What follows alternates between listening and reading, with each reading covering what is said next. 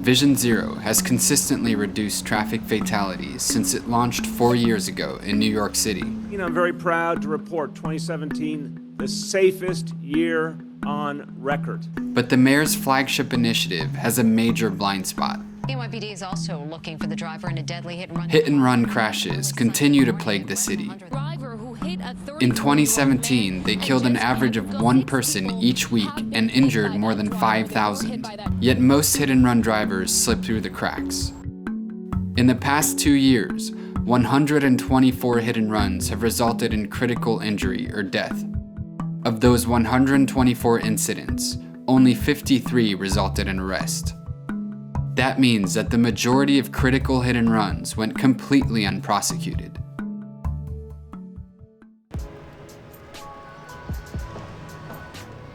Yeah, right over there by the fire hydrant.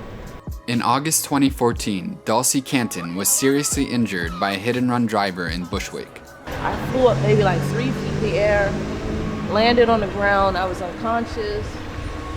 The car never stopped, it kept going. Using security footage from a nearby apartment building, Canton identified the owner of the car that struck her. She presented the evidence to the police, but they closed the investigation and no one was charged. No charge, no license revoked. As far as I know, he still drives to this day. I had a skull fracture, my shoulder broke, my pelvis and tailbone broke. Lindsey Matlin was hit by a van at a busy Brooklyn intersection.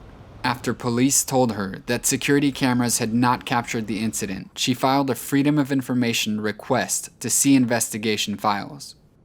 The documents were full of inaccuracies and revealed that very little had been done to investigate the crash.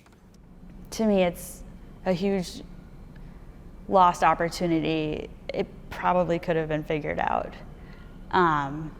So it's upsetting. But botched investigations are only part of the issue, which is aggravated by traffic laws that give drivers an incentive to flee. Derrick Rose is convinced that the driver who killed his friend Gulare Uger on New Year's Eve of 2014 was drunk. The driver fled, and he successfully escaped and remained anonymous for over a week. By the time he surrendered, his body had plenty of time to expunge whatever toxins were in it. I believe that what needs to be done is to make sure that the legislatures pass the laws that need to be passed, holding hit-and-run drivers more accountable. That means taking away the incentive to flee. Dan Phanzig, a lawyer who represents hit-and-run victims in New York City, says that changing traffic laws could solve the problem. One of the things that's on the legislative agenda right now is to increase the penalty in a hit-and-run crash. A lot of people who flee the scene because they're drunk are fleeing the scene because they want to elude that intoxication arrest. This will put it on par, so there will be no benefit for fleeing the scene. The lack of accountability for hit-and-run drivers in New York has left many victims feeling helpless and disillusioned. I had complete faith in the justice system. During the early part of this, I was recovering. I was in a really bad way.